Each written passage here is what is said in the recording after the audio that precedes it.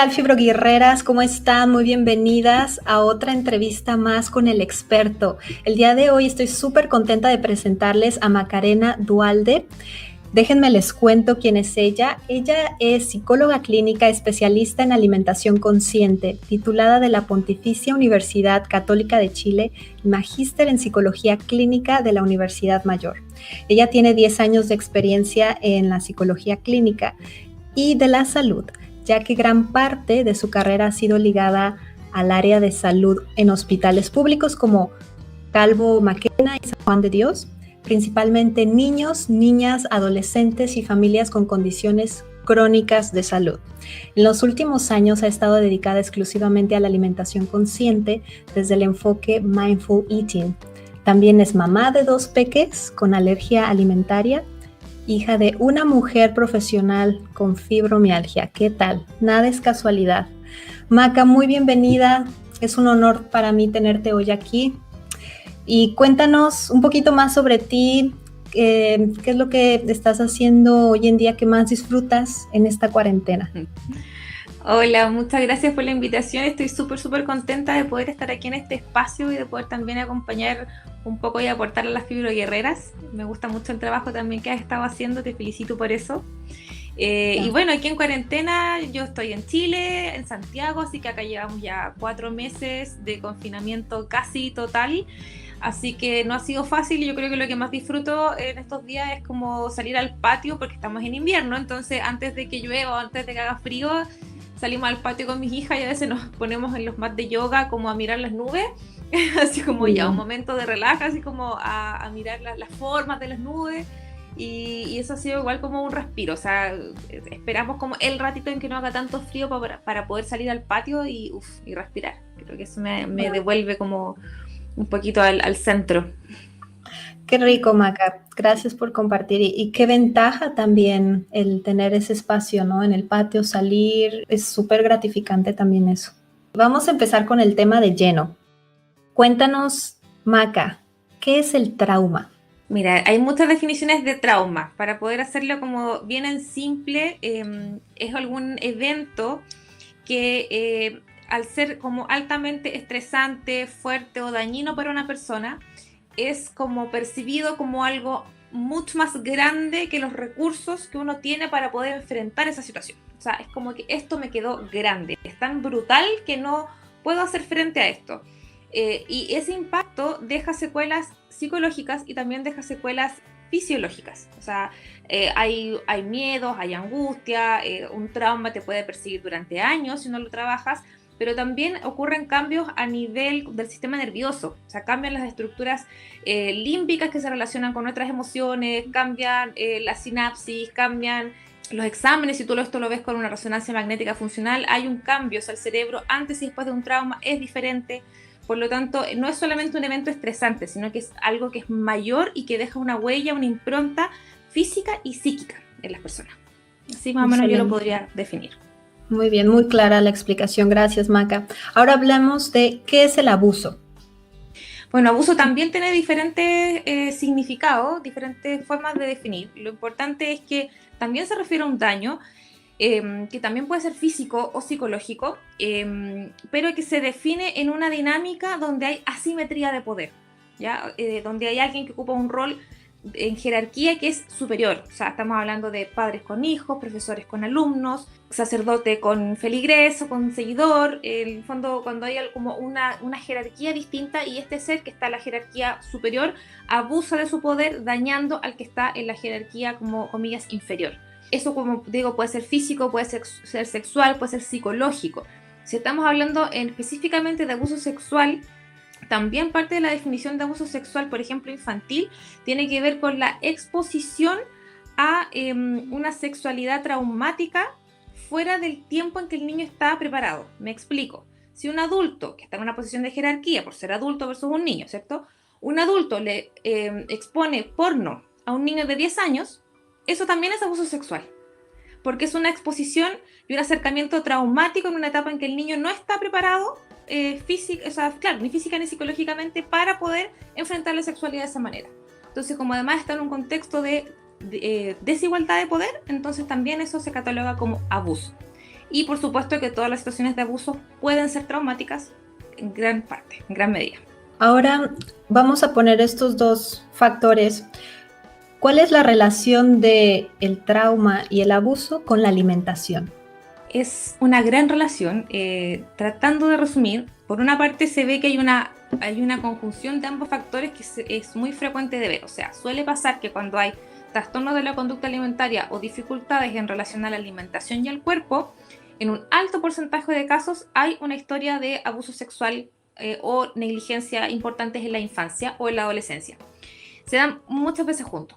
Ambas cosas, el abuso sexual, el trauma y los trastornos de la conducta alimentaria o problemas en relación al cuerpo, tienen que ver con la relación que establecemos con el cuerpo y también con las emociones. Entonces, ambas situaciones se viven en silencio, en secreto, generan un dolor importante, generan también como el no poder contar lo que está pasando y por lo tanto como ir agravando el problema, la dificultad de pedir ayuda. Por otra parte, cuando hay abuso sexual, muchas veces pasa que las personas, por un mecanismo de defensa, como que se disocian un poco del cuerpo. Esto quiere decir que para poder sobrevivir a este evento que es tan difícil de vivir, las personas como que inconscientemente se separan de su cuerpo. Es como que el cuerpo no fuera de ellos, como esto me está pasando afuera. Entonces, este cuerpo que está afuera es el que está siendo vulnerado, maltratado, violentado, pero no yo. Es como, esto es una película, es esa la sensación. Por lo tanto, al momento de enfrentarse a la alimentación, es una alimentación mucho más desconectada de las señales corporales, desconectada del placer, por supuesto, más teñida de culpa, porque hay una distancia importante de la vivencia del cuerpo, que además está teñido como de vergüenza, de culpa, etc. Entonces, no es fácil conectarse con este cuerpo que ha sido tan humillado y tan vulnerado. Y eso impacta de todas maneras en la alimentación. Y además tiene otra vista, que es que a veces cuando se viven estas situaciones traumáticas en secreto, también hay mucha angustia, y una manera también de aplacar la angustia suele ser con la comida. Por lo tanto, es más fácil o hay más probabilidades de caer en atracones o en trastornos de la conducta alimentaria, producto de estas como emociones tan intensas que de repente necesito apagar rápidamente con comida. Excelente, me encanta cómo lo explicas, Maca. Ahora, ¿cómo el abuso transforma lo que pensamos y vemos en nuestro cuerpo? Ahí hay dinámicas que son propias del abuso también, porque esto se ha estudiado bastante como las dinámicas traumatogénicas del abuso, que tiene que ver con las huellas emocionales que dejan las dinámicas de abuso en las personas. Eso es un tema bastante amplio, pero una de esas huellas tiene que ver con la mancha, que se llama, que es como esta sensación de que, por ejemplo, si yo sufrí abuso, entonces yo tengo un problema, yo estoy sucia, yo siento vergüenza de quién soy, siento que yo tengo algo malo y se me nota. Entonces como que tengo que ocultarme. Es una sensación súper inconsciente, pero que es parte del daño del abuso. Entonces hace que la persona sienta que su cuerpo es sucio, es feo, es asqueroso, le puede producir asco, le puede dar miedo también, porque es este cuerpo que pudo como seducir a otra persona que además hizo daño. Además, si eso fuese, por ejemplo, si estamos hablando de, no sé, un abuso intrafamiliar, entonces imagínate el decir como, no sé, este cuerpo sedujo, no sé, a mi padre, a mi tío, o sea, eso es muy chocante. Por lo tanto, te genera rechazo, distancia, asco, vergüenza, pudor, y es muy difícil después relacionarse con el propio cuerpo de esa manera. Por otra parte, también puede haber como una tendencia a poder como defenderse luego de este tipo de abusos. Entonces, puede haber una tendencia inconsciente nuevamente, como una defensa, a, por ejemplo, hacer que este cuerpo ya no sea deseable. Entonces, de alguna manera me protejo engordando mucho, bajo esta concepción o esta idea cultural de que si soy muy gorda, por ejemplo, no voy a ser tan deseable, o al revés, como adelgazando muchísimo y como que ojalá no se note que mi cuerpo es sexual. Que ojalá no tenga pechos, que ojalá no tenga trasero, que ojalá no tenga menstruación y permanezca en esta posición más infantil y asexuada. Por supuesto que son mecanismos inconscientes, todos muy dolorosos, pero de alguna manera es como ante un evento brutal, desgarrador, humillante, vulnerante, nuestra psiquis también busca mecanismos desesperados de poder defenderse. Muchas veces son mecanismos que también duelen, pero que cumplen esa función psíquica inconsciente. Claro, sí, totalmente. Muchas veces cuando escuchamos la palabra abuso, lo primero que se viene a la mente es abuso sexual, pero cabe señalar que hay otra gama y tipos de abuso. Maca, ¿podrías por favor, darnos algunos ejemplos de otro tipo de abuso que no es sexual? Ya mencionaste también negligencia.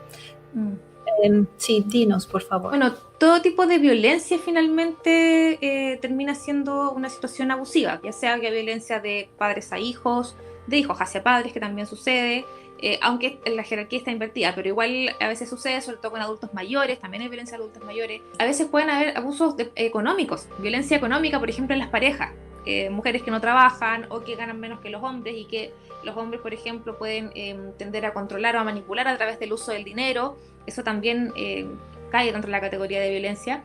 La negligencia que yo hago mención es violencia como por omisión. O sea, en el fondo, por ejemplo, los niños o los adultos mayores, que son personas más vulnerables, que requieren del cuidado de un otro, cuando ese otro no les da los cuidados que necesita, está cayendo en una negligencia. Eso también es un abuso y también es violencia, aunque no sea, por ejemplo, dar un golpe. Pero si yo no le doy... no llevo al médico a mi hijo nunca, o tengo una abuelita al que no le cambio los pañales en todo el día, eso es negligencia y es abuso. Ahora, volviendo al tema de la comida, a la alimentación, ¿por qué comemos cuando tenemos ansiedad y por qué la tendencia a alimentos azucarados? Mira, yo creo que hay una parte que es como fisiológica y otra parte que es como más bien emocional y cultural aprendida. En la parte que es aprendida, hemos aprendido a poder como consolarnos con comida muchas veces cuando no sabemos cómo consolarnos de otra manera. A veces esto viene desde pequeños, como que es común ver, no sé, niños chiquititos llorando y es como, ya, toma un dulcecito. O toma un dulce para endulzar la vida, pasa las penas, ya no importa, vamos a comer. Entonces hay como un aprendizaje también social de que me siento mal, entonces ¿qué puedo hacer? ¿Cómo? Entonces, por una parte, aprendí que eso está disponible porque es algo que tengo a la mano, y por otra parte también nos falta, como sociedad, yo creo, poder generar otros mecanismos de regulación emocional que vienen desde los papás hacia los hijos y que uno puede ir como adquiriendo también después en la adultez. Es como, no sé cómo consolarme, no sé qué hacer, tengo pena, ¿qué hago con esto? No, me cuesta tolerar las emociones difíciles, ¿cómo? Porque es lo que sé y es algo concreto que está a mi mano, porque no conozco otra herramienta.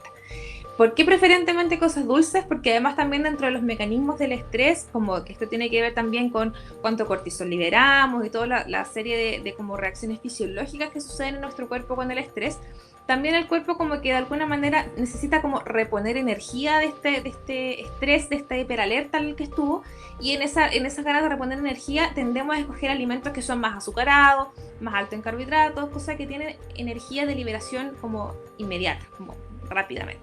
Y además que el azúcar también nos genera como, siempre digo, como fuegos artificiales en nuestro cerebro y en todos nuestros sentidos, porque al ser algo que es como tan rico y tan placentero, nos activa nuestros circuitos dopaminérgicos que hacen que volvamos a querer experimentar esa sensación una y otra vez.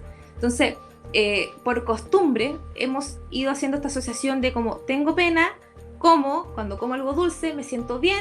Entonces, ¿qué es lo que aprendí rápidamente? La próxima vez que yo me sienta mal o que tenga pena, voy a ir a comer algo dulce y me voy a sentir bien al fin. Es como voy al botiquín, voy a la farmacia y tomo la pastilla que necesito para la pena, ¡pum! Azúcar, me siento bien. Pero sin hacer el trabajo, por supuesto, de reconocer esa emoción o de buscar otras alternativas de contención. Es como lo primero que nos sale y por lo tanto es muy natural. Claro, sí, totalmente. Oye, Maca, y quizás varias fibroguerreras puedan estar preguntándose, bueno, ¿y cuál es la diferencia entre alimentarse y nutrirse? ¿Nos nutrimos con todos los alimentos? Mira, yo creo que las diferencias son como de conceptos, porque yo creo que no es lo mismo que alimentarse se refiere más a algo como más puramente fisiológico, o sea, como voy y me como tal cosa y por lo tanto sacié mi hambre o pude elevar los niveles de glucosa que ya estaban bajos, fin. Sin embargo, cuando hablamos de nutrición, generalmente aludimos a un concepto más amplio, que incorpora todo aquello que yo voy a introducir en mi vida y a distintos niveles. Por lo menos yo también lo entiendo así, ¿no? Como nutrirse como no solamente en la parte física, sino que también emocional, mental y espiritual, que también son parte de mi ser como persona, y por lo tanto todo lo que yo incorpore que me haga sentir bien y que haga sentir que me nutro, entonces a todo eso yo le voy a llamar nutrición. No todos los alimentos van a nutrir, y tampoco no todos los alimentos van a alimentar. Por ejemplo, hay alimentos que no alimentan tanto porque son, por ejemplo, ultraprocesados, son más químicos y por lo tanto de alimento, no. Puede que tenga una experiencia sensorial, puede que efectivamente me quiten el hambre, pero que me vayan a alimentar, no. Ahora, si ese alimento es o no es nutritivo, por una parte podemos ver si es que físicamente o fisiológicamente es nutritivo, o sea, me aporta o no me aporta nutrientes, pero también dependiendo de cómo yo me coma ese alimento, tal vez pueda ser nutritivo o no para las otras partes de mi ser.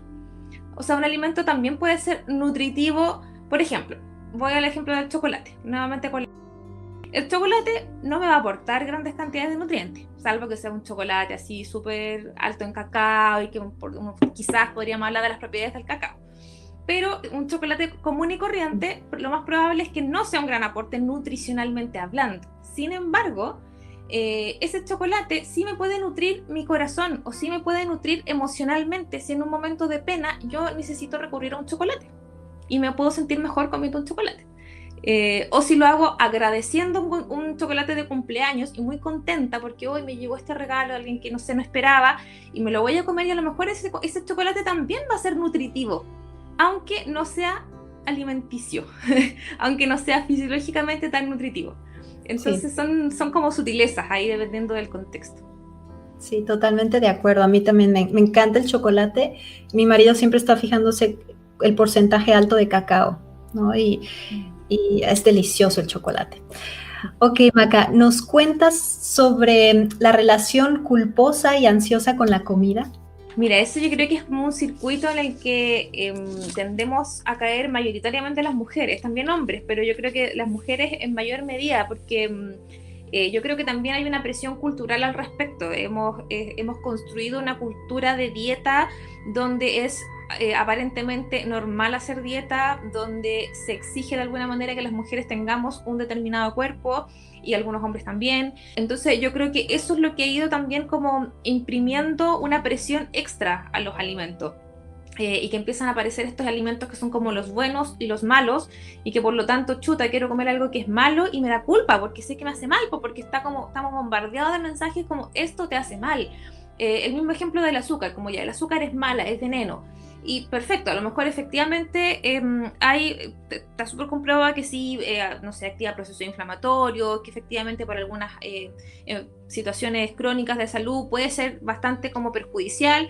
Pero también cuando caemos en estas pautas que son como tan rígidas, de como entonces no puedo comer nunca esto porque es veneno, inmediatamente activo la ansiedad de querer aquello que es prohibido y por lo tanto la culpa, porque chuta, entonces yo quiero comer algo que me hace mal, o sea, yo me quiero hacer daño a mí misma, entonces yo me como un poquitito y me siento pésimo, porque me estoy haciendo daño o porque este fantasma de voy a engordar, porque este alimento me dicen por todas partes que me engorda y eso es lo malo.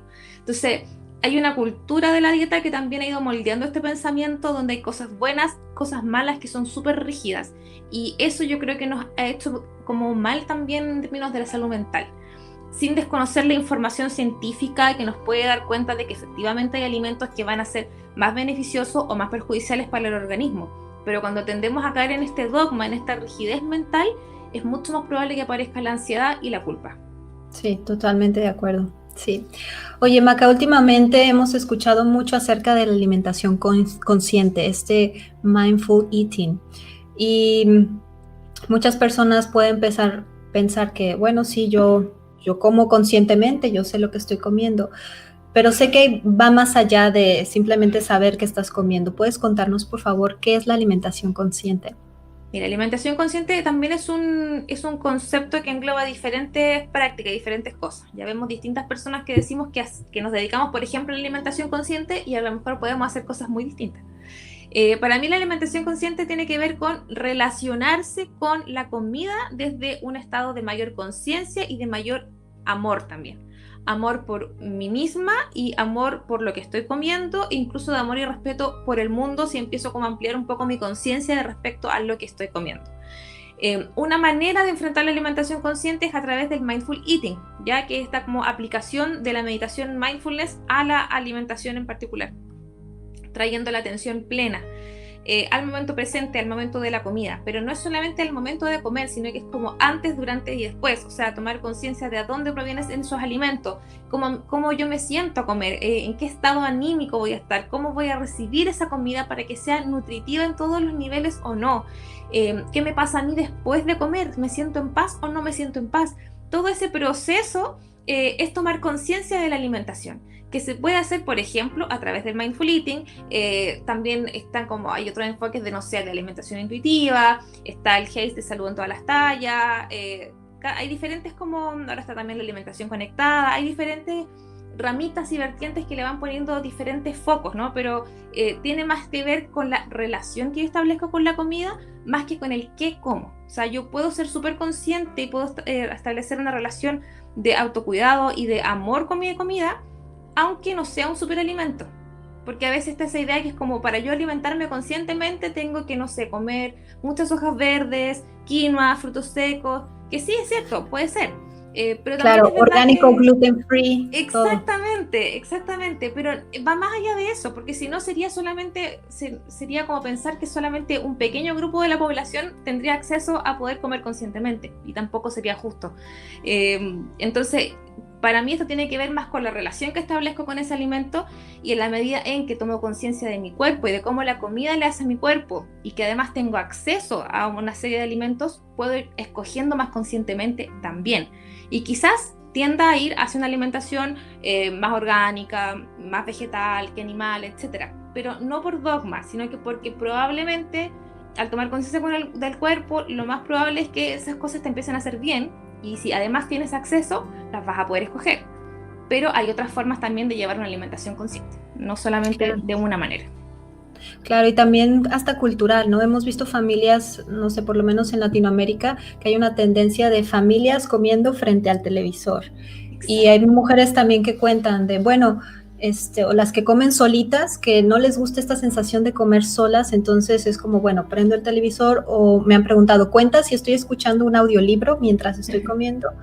Y también ahí es tal cual, atención plena en tu comida. Entonces, no esa, que sí, que no es alimentación consciente. Entonces ahí es como, fuera audiolibros, necesitas disfrutar los sabores, las texturas y todo lo que ya dijo Maca. Entonces es como tener ojo, cómo puedes empezar a aplicar la alimentación consciente desde ya, apagando todas las distracciones, ¿cierto?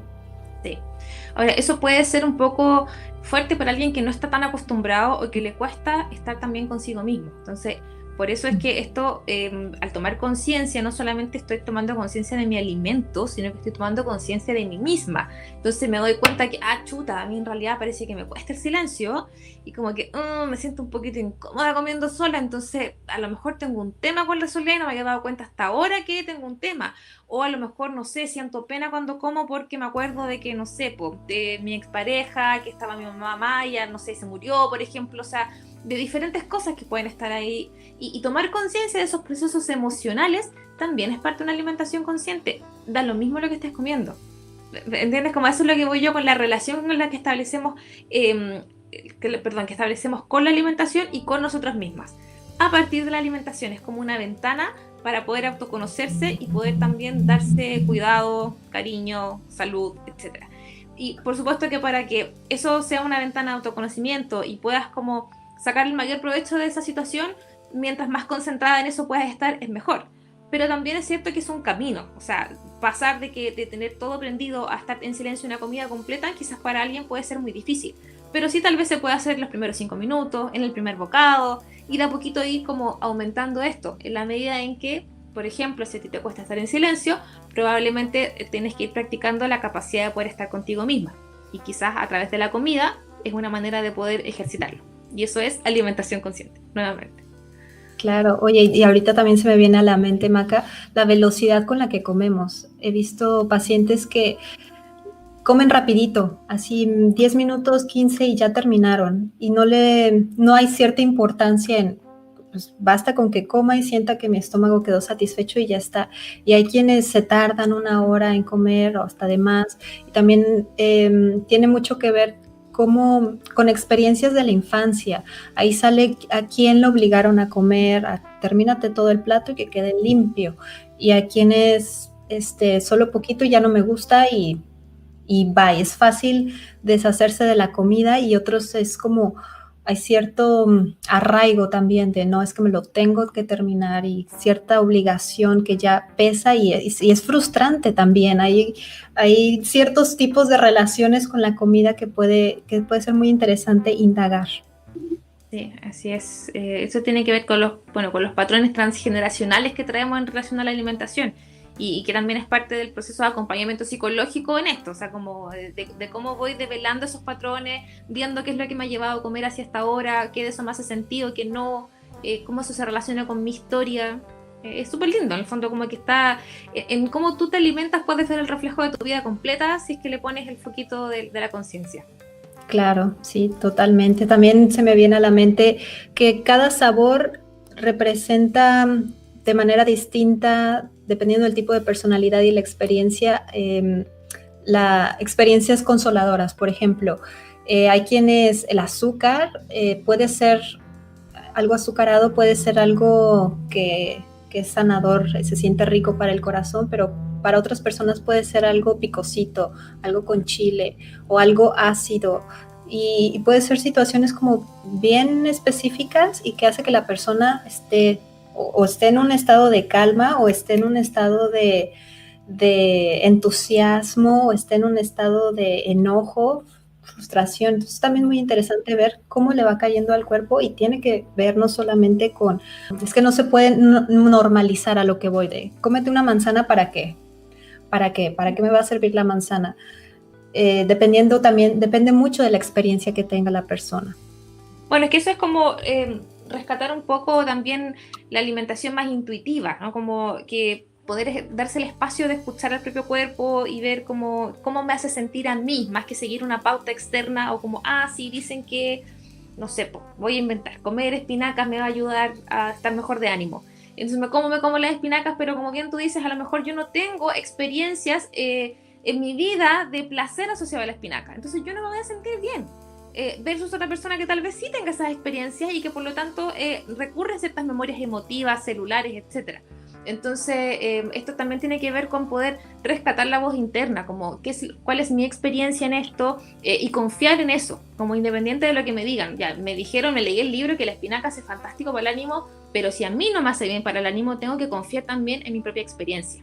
Sí, y bueno, se me viene a la mente también, hay ciertos alimentos culturales, por ejemplo, aquí donde me encuentro, habemos de muchas culturas distintas y puede parecer de, oye, qué raro que tú siendo tal nacionalidad no comas tortilla, si lo traes en la sangre, en los genes, o el chile. ¿Y qué representa el chile? Representa valentía, si hasta los niños de cuando nacen ya les dan el chile y también hay personas que dicen, bueno, yo soy de ahí, pero no disfruto esa sensación. Y también hay se puede generar cierto trauma desde la comida también, de, híjole, no soy valiente porque no me atrevo a comerme un chile completo. Y es muy interesante ver dónde están estos conectores y dónde se generó este origen. Y es muy curioso que muchos de ellos también podemos encontrarlos en la comida. Sí. No sé en Chile cuál sea como la comida de los valientes, la comida romántica, el alimento placebo, no sé. La verdad es que lo que pasa es que nosotros acá nuestra comida tradicional yo creo que no la valoramos tanto así como. No es como, no sé, pues por ejemplo, para ustedes comer chile, que para nosotros es ají, también acá hay harto ají, no sé si es necesariamente la comida de los valientes. Yo creo que quizás eso es un poco más local, quizás en los lugares donde es más rural, hay todavía más ligazón a las comidas más típicas, y ahí, no sé, pues por ejemplo, en el sur, que hay, recuerdo en este momento, por ejemplo, el curanto, que se hace mucho en Chiloé, que es como, se ponen a cocer un montón de mariscos, de hecho el curanto real es como en un hoyo en la tierra, con unas hojas de nalca encima, así bien artesanal, que también se le pone vino y en el fondo como también se dice como que tú te comes eso y ya estás, pero listo, es como la bomba de energía y además que es como súper afrodisíaco porque está lleno de mariscos, entonces como pero claro, el que no le gustan los mariscos o el que no disfrute de esos sabores, efectivamente, pues podría ahí caer como dentro de los prejuicios, como chuta, no encajo con esto, pero efectivamente esos son patrones culturales que más allá de la anécdota, te pueden ir marcando en tu historia dependiendo de qué tan fuerte fue tu arraigo a esas culturas. Si tú a lo mejor eres una persona más nómada o que creciste en distintos lugares, tal vez no vas a tener ningún arraigo en particular, pero si tal vez toda tu familia es de una tradición campestre, rural, y es súper importante, no sé, participar de la elaboración de ciertas cosas, o el cocinar en familia, y a ti no te gusta cocinar, chuta, eso puede ser efectivamente algo que te marque en tu relación con la comida, desde la obligación, desde el miedo al castigo, desde el miedo a no ser aceptada, de a lo mejor comer de más para que te acepten, porque pucha, ¿cómo le voy a decir que no? Porque lo hizo con tanto cariño, y si le digo que no, no me va a querer, entonces ya y termino acostumbrándome a comer de más, sin escuchar mis propias señales. Es infinito, por eso es que esa es la idea de también que sea un proceso acompañado, y en mi caso yo lo uso como parte de la psicoterapia, ¿no? Como un trabajo profundo de transformación en relación al cuerpo, a la comida y a la propia historia, que finalmente tiene que ver con la vida misma. Sí, qué interesante. Y me quedé pensando en esto que nos compartes de la comida, que le ponen vino y que la hacen en un hoyo, también súper artesanal. En México también tenemos varios platillos típicos y cada región tiene lo suyo. Tenemos el mole de Puebla, tenemos los tegogolos de Veracruz, las tortas ahogadas de Guadalajara, carne en su jugo, que hay gente que hasta de otras regiones dice, ¿qué es eso? Los taquitos, cositas así que de verdad cambian hasta el estado de humor de la persona. Pero bueno, muchas gracias, Maca. Ahora vamos a pasar al otro tema más personal. Como hija de una madre profesional con fibromialgia, ¿cómo ha sido tu experiencia con ella? El acompañarla, apoyarla, ¿fue difícil comprenderla? Cuéntanos. Mira, siendo súper honesta, sí, me fue difícil comprenderla, no fue fácil. Por ahí, algo cuando conversamos lo de la entrevista, me preguntabas como por el tema de las redes de apoyo, ¿no? Y bueno, a mí me pasó precisamente que la verdad es que nosotros no teníamos más redes de apoyo. Mi familia es muy pequeñita y crecí también viviendo sola con mi mamá muchos años. Ella estaba separada, qué sé yo, entonces a mí sí me costaba mucho comprender que ella no tuviera como, no sé, la energía suficiente, o sí me tocó varias veces como siendo más pequeña, o sea, no tan pequeña, no como niña, pero sí al menos de adolescente, asistirla cuando estaba con crisis de dolor y, no sé, llevarla al baño, ayudarla a vestirse, ir a comprar remedio, por momentos como hacerme cargo, ¿no? De lo que significaba que ella estaba ahí como tirada en la cama con dolor. Y sí, la verdad es que era difícil comprenderlo porque es como, pero si no te ha pasado nada, ¿por qué? O sea, como...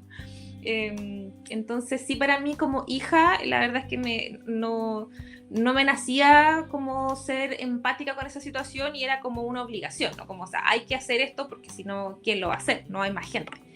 Entonces, cuando mencionaste también las redes de apoyo, creo que sí es fundamental como para, bueno, no solo para la persona que tiene fibromialgia, sino que también como para los que la acompañan, ¿no? Porque en el fondo es como, cuando hay estos momentos de crisis, la persona queda como súper invalidada también. Y eso genera una crisis en el entorno familiar, de todas maneras.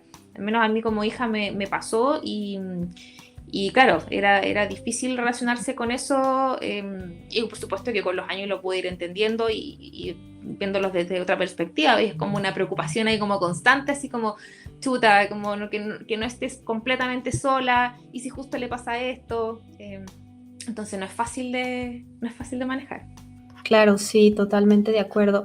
Oye, Maca, ¿y cuáles fueron como los pasos o claves que a ti te ayudaron a empatizar con tu madre hoy en día? Que yo sé que muchas personas familiares, incluso que nos están escuchando, que estaban o se encuentran en una situación como la que tú te encontrabas antes con tu madre, que sienten esta responsabilidad, que dudan y cómo será, y que tienen esta también hasta frustración de no comprender la fibromialgia. ¿Cuáles fueron los primeros pasos que tomaste o las claves para poder empatizar con ella?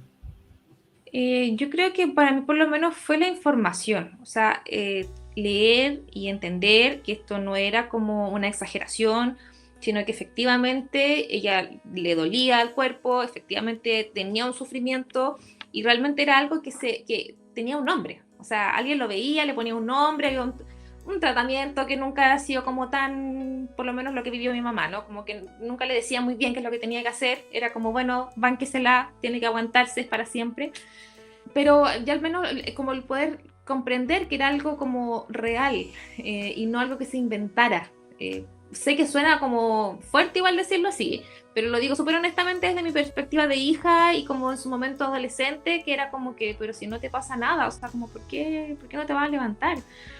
Entonces, como poder ponerle un nombre, yo creo que a mí me ayudó bastante. Y desde ahí entender que, bueno, que no necesariamente porque a mí no me pase significa que a ella no le puede estar pasando. O sea, hay dolores más visibles, dolores más invisibles, y en el fondo ya el resto es como aceptar también que es parte de la realidad que te toca. O sea, hay gente que tiene, no sé, pues, otro tipo de cosas, convive con otro tipo de condiciones o no, y al menos en nuestro caso nos tocó convivir con la fibromialgia y ya llegó un punto, al menos ya más adulto, en que también lo pude aceptar así, como, bueno, esto es, cada cierto tiempo esto pasa, y me acomodó a eso.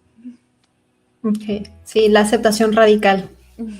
Oye, Maca, y al iniciar con los dolores y otros padecimientos por la fibromialgia, muchas fibroguerreras tienden la tendencia a que puedan rechazar su cuerpo. Sí, es posible que lleguemos a rechazar nuestro cuerpo en ciertas etapas, al no sentirlo como nuestro, como lo explicabas hace un momento, esta disociación que pasa, como vemos al cuerpo como esto le está pasando al cuerpo, no a mí. ¿Qué podemos hacer en este caso? Mira, yo creo, y lo digo también como con respeto, porque me siento un poco, no sé, que quizás puede sonar como fácil decirlo porque yo no estoy en ese lugar, entonces, pero lo digo con todo el respeto del mundo. Yo creo que los dolores en general emocionales y físicos se llevan mejor cuando somos capaces de integrarlos, de abrazarlos y de aceptarlos. Yo creo que toda lucha hace que sea más difícil enfrentarlo. Por ejemplo, las aplicaciones del mindfulness al dolor tienen que ver con poder ir observando el dolor en el cuerpo y poder ir observando cómo cambian las sensaciones y en el fondo ir integrando cada una de esas experiencias al campo de conciencia en el momento presente. Porque todo aquello con lo que luchamos se hace más grande finalmente. Entonces es como siempre buscamos alternativas para evitar el dolor, para salir de ahí, para que no me dé cuenta, para que no, esto no lo quiero. Pero finalmente eso como que nos hace que sea más difícil salir de ahí. Y paradójicamente muchas veces la salida es lo contrario, es mirarlo, es aceptarlo y es como aprender también a, por ejemplo, si estás en una crisis de dolor o si estás en un momento complicado, como poder también estar un día en eso, sin necesidad de huir y aceptar que van a haber días en que hay dolor y que es parte de la vida. A veces va a ser dolor físico y a veces va a ser dolor emocional, pero no va a ser para siempre. Es un momento. Entonces, yo siento que ahí la aceptación, como tú dijiste, como esa aceptación radical, es un trabajo personal constante que yo creo que puede ayudar a integrar esta experiencia de dolor como parte de tu experiencia y como parte de lo que te sucede a ti en tu cuerpo, porque es tu experiencia. Nadie más está sintiendo el dolor por ti, no está en la calle, está en ti. Entonces, no se me ocurre otra manera de relacionarte mejor con el dolor que no sea como acogiéndolo y mirándolo de frente. Mientras más queramos huir, creo que es más difícil vivir con eso. Sí, totalmente de acuerdo, apapacharlo con esta mirada de cariñito. Tenemos aquí una pregunta, Maca. ¿Puede la fibromialgia aparecer al ser o haber sido víctima de abuso? Claro que sí. En general, bueno, la verdad es que el abuso sexual está como antecedente de un montón de condiciones de salud. La fibromialgia es una de ellas. Puede tener que ver como con los mecanismos de estrés, así como también con los mecanismos que nos llevan a somatizar ciertas emociones que no son dichas. Como ya comenté al principio, cuando hay situaciones de trauma o de abuso, lo más probable es que hayan dinámicas de silenciamiento de esto, o sea, como que esto no se hable, que no se note, que se tape, muchos años antes de poder sacar esto a la luz. Entonces, todas esas emociones, las emociones no pasan como en la estratosfera, las emociones no pasan en el cuerpo. Cada emoción tiene una reacción fisiológica como asociada, por lo tanto, cuando tenemos todas estas emociones en ebullición, en esta olla a presión todo el tiempo, van dejando huellas físicas y psíquicas. Y dentro de esas huellas físicas, muchas veces también nos encontramos con la fibromialgia. Como esto es que llega a ser como tan, encuentro casi poético el tema de las enfermedades, porque como que todo ese dolor que de alguna manera se calla, como que se hace carne en el cuerpo. Es como ahí, está como escrito en el cuerpo. Sí, claro. Todo lo que no se dice, no se expresa, el cuerpo es tan sabio que lo va transformando en gastritis, colitis, en fin. Sí, Cáncer. Totalmente de acuerdo. Sí, sí, total. Oye, Maca, ¿podrías hablarnos sobre los 3 tips para darnos cuenta de cómo es nuestra relación con la comida? Yo creo que ahí lo importante es considerar que las emociones son nuestra brújula. Entonces, no sé si tips es la palabra, pero yo creo que sí, al menos como uno se puede dar cuenta si tiene una relación armoniosa con la comida, es en primer lugar si es que te sientes en paz cuando puedes comer. O sea, puedes comer tranquila. Si a lo mejor, si puedes comer de manera flexible sin sentirte culpable, es decir, a lo mejor un día vas a comer súper sano, tal vez un día vas a ir a un cumpleaños y al día siguiente vas a volver a tu alimentación normal, o un día te encontraste con una situación, no sé, había una celebración de algo, o fue un día difícil y te comiste otra cosa que no solías comer, y luego puedes retomar. O sea, en el fondo es como ir como fluyendo, ¿no? Fluyendo, como que hay un día en que puede ser así y otro día que puede ser distinto.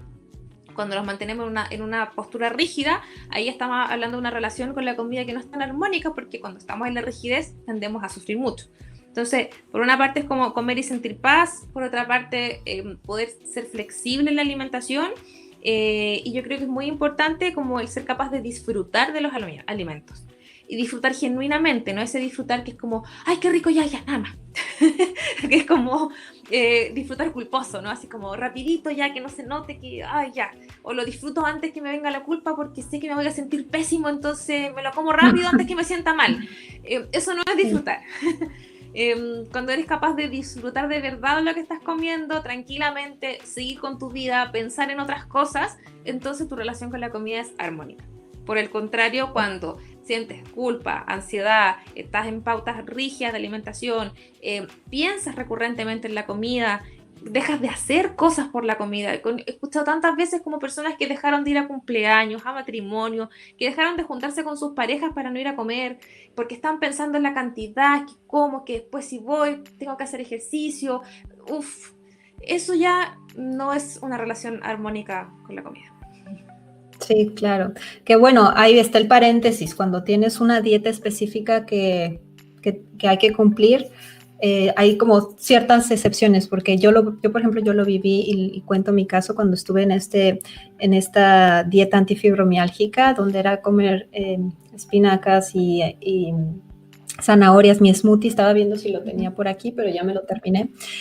Y efectivamente, o sea, me tocó en periodo navideño y es difícil ir a una reunión y ver todo tipo de comida que no puedes comer. La comida son momentos para compartir experiencias y conectar, ¿sí?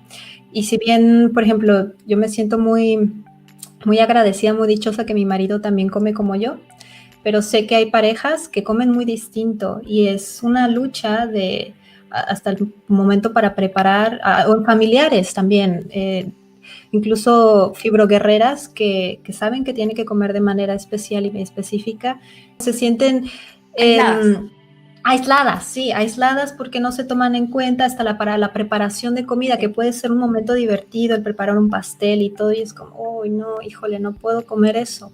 Entonces, poco a poco se va haciendo una distancia, pero sí es muy importante que las que estén llevando una dieta especial vean cómo pueden trabajar esto de tal manera que sea más ameno.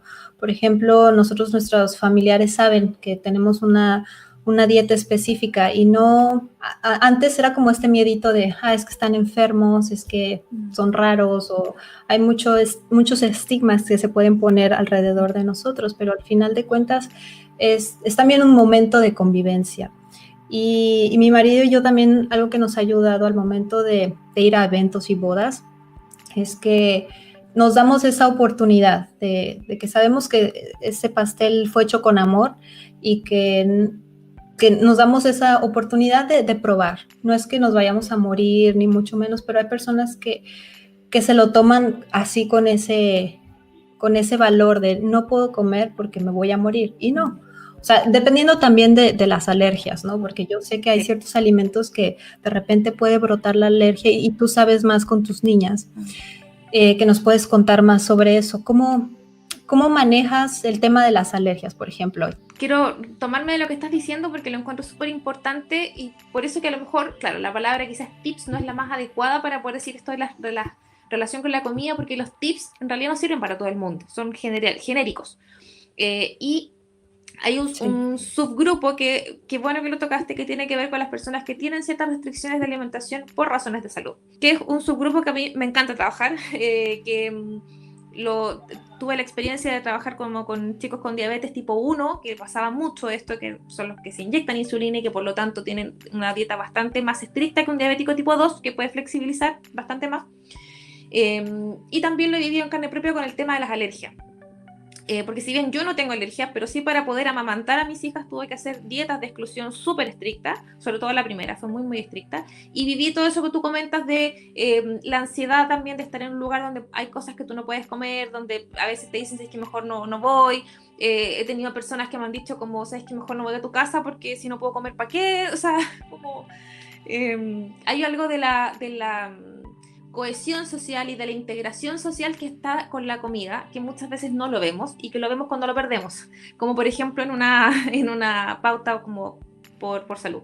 En esos casos, si bien uno no puede como salirse de esta mentalidad de restricción, porque obviamente hay una pauta que tienes que seguir, sí se puede trabajar desde la alimentación consciente distintos elementos para que, por ejemplo, esa experiencia de comer sea más agradable y que por lo tanto no te sientas en privación, porque es súper distinto que tú vayas por la vida con la conciencia de que estás consumiendo, por ejemplo, en este caso, esta dieta que es como me dijiste que era, ¿cómo es que se llama? Antifibromiálgica, porque te estás cuidando, a saber que vas por la vida restringiéndote de cosas. Puedes que comas lo mismo, pero en mentalidades absolutamente distintas. O sea, si tú vas por la vida pensando que, ay, no puedo comer esto, saliste a la calle y te llegó el olorcito, viste una tienda que, hoy estás todo el tiempo pensando en todo lo que no puedes comer, empiezas a vivir en un infierno interno que nadie más entiende. Porque además si se te ocurre comer otra cosa, es como, oye, pero si se supone que tú no puedes, pues entonces es como doble culpa, ¿cierto? Sí, el doble filo, claro. Claro, entonces es muy importante como trabajar la alimentación para que ese proceso sea de autocuidado, sea de disfrute y no tanto de restricción, y que por lo tanto eso te haga también enfrentar ese tipo de situaciones sociales, por ejemplo, desde otra mirada, mucho más como empoderada de tu salud y no como de, pucha, si es cierto, no puedo comer. En este caso que tú cuentas, tienes la suerte que, claro, cuentas con el apoyo de tu marido, pero sí pasa muchas veces, como mencionaste, que es una persona que tiene como la alimentación distinta y se le hace mucho más difícil. Y ahí también es importante el trabajo con las familias, ¿no? Como poder socializar esto, explicar y ir encontrando como cierta flexibilidad en las dinámicas familiares para que la persona no se sienta como excluida. En el caso particular de las alergias, bueno, la suerte mía es que las alergias alimentarias se pasan, por suerte, entonces son como algunos años medio complicados, pero después se pasan. Y al principio, sobre todo con mi hija mayor, que tenía una alergia más severa, fue difícil porque tenía que explicarle también que, no sé, en los cumpleaños no podía sacar dulces, que yo tenía que hacerle, yo me cocinaba, yo creo, más que la mamá de la cumpleañera o el cumpleañero, porque tenía que llevarle como un quequito aparte, comprarle cosas especiales, para que no se quedara sin, no sé cómo le dicen allá, la piñata, esta cosita con dulce. Sí, piñata también. Para que no se quedara sin piñata, entonces yo la llevaba aparte, una bolsita con dulce. Era toda una preparación y era un cumpleaños. Muchas veces yo dije que no, como si era alguien que no era muy cercano, era como, ¿sabes qué? Es tanto trabajo ir a un cumpleaños que... no. Claro. Entonces, sí, claro. Es que no solamente es el pastel, es la botana, lo que dan los churritos y todo eso. Todo. Ahora, claro, sí ayudó, por ejemplo, a mi hija que en la casa nosotros sí comíamos como lo mismo que ella, o tratábamos de que las cosas fueran muy parecidas, si no era exactamente lo mismo, que visualmente se vieran muy parecidas. En ese momento yo, por ejemplo, dejé de consumir lácteos, entonces era como, bueno, aquí nosotros no consumimos lácteos, porque la leche de vaca nos hace mal. Entonces eso también hacía que mi hija se sintiera como más acompañada, ¿no? Que, por ejemplo, en los cumpleaños yo igual me restringía de comer torta, por ejemplo, no iba a comer delante de ella, y era como, bueno, nosotras comemos este otro cosito que yo traje, este otro pastelito, este otro queque. Y eso le solo para hacer paréntesis, torta significa pastel y queque también pastel. Es algo dulce. Sí. Torta en México es algo salado. Tienes toda la razón. Sí. Pero está súper bien. Pero en el fondo a eso me refiero. Entonces ahí la parte social yo creo que es súper importante, y que además, por lo menos a mi hija, yo siempre traté de no darle este discurso de pobrecita no puede comer. Jamás, yo no permitía, o sea, cualquier familiar que dijera, ay, pobrecita no come dulce, es como, yo la miraba como... No. No es pobrecita. Sí. Sino que ella es súper saludable, sabe que, no sé, los dulces no le hacen tan bien al resto a los niños, que comer un poquito está bien, ella igual puede comer de estos especiales. Entonces, en el fondo, como que tratamos de, primero, que no se notara que era algo como tan distinto, o sea, que fuera lo más parecido posible, de ir explicándole que así como había niños que, no sé, qué sé yo, eran rubios de ojos azules, niños con pelo café, también había niños con alergia alimentaria, o sea, como que es parte de la diversidad humana. Le tocó tener alergia alimentaria, entonces como que verlo con mayor naturalidad, evitar estos discursos de ay, pobrecita, para nada, y hacer cosas que a ella le gustaran, o sea, de las cosas que ella podía hacer, trataba de yo siempre de hacer cosas ricas, que las disfrutara, que las compartiéramos en familia, que en el fondo la experiencia de comer fuera agradable, fuera algo como rico y natural, porque si lo hacíamos como algo tedioso, estresante, con lástima, iba a ser como terrible. Entonces, como que yo me propuse conscientemente el hacer que la alimentación en la casa fuera un momento agradable. Entonces, buscar recetas, compartir entre nosotros, poner una música rica, que quedara bonito el plato, en el fondo que esto fuera parte de la vida y fuera algo agradable, a pesar de que para mí como mamá era súper estresante. Pero era como hacer el corte, sí, ya voy a como demostrar de aquí afuera a mi hija que esto está súper bien. Y de ahí para adentro era como mi estrés de como dónde encuentro esto, lo caro que era, cómo lo cocino, etc. Claro, sí, totalmente. Oye, y el cuidar ese, el pobrecita, yo me acuerdo cuando mi mamá, ella nos llevaba en el recreo, la comida, y me acuerdo perfecto, yo disfrutaba muchísimo el topper dividido en 3 espacios donde nos ponía la zanahoria rallada, el betabel o betarranga y apio. Entonces era así súper colorido con limón y chile, tajín, ¿no? Y me encantaba. Hasta que una de las mamás le dijo a mi mamá, oye, ¿tus hijas están enfermas o por qué siempre les das betabel y esas cosas? Y el niño hizo su expresión, el hijo de la señora fue así, sí, comida fuchi. Entonces me quedé pensando, ¿por qué nos da mi mamá comida fuchi? Que nadie come. Pero mi experiencia fue como, pero me encanta, ¿sabes? Y realmente siento, mi mamá nos explicó, claro, Isabel, esto es comida nutritiva, tú te vas a sentir más fuerte que si comes un pan y una hamburguesa y no, y entonces cada vez, o sea, me ayudó como la explicación es súper importante y no que los hijos se queden solamente como es comida fuchi, son verduras. Es muy importante que hagas una pausa y que hables con tus hijos o simplemente hacer una pausa contigo misma y empezar a comer más aquellos alimentos completos, como ya lo hablamos arriba, y menos comida fuchi, porque la comida fuchi es aquella que no te energiza. Y evitar también rodearte de personas que estén haciendo también ese tipo de comentarios, porque esos comentarios quedan como una huella. Y ahí es también donde se generan ciertas raíces de traumas que Claro. luego hay que trabajar. Cuando uno es adulto, porque a los niños es más difícil, ¿cierto? Porque no escogen sus entornos, pero cuando uno es adulto, puede escoger sus entornos. Y si tú tienes que tener una alimentación X por tal o cual razón, mereces rodearte de gente que te comprenda.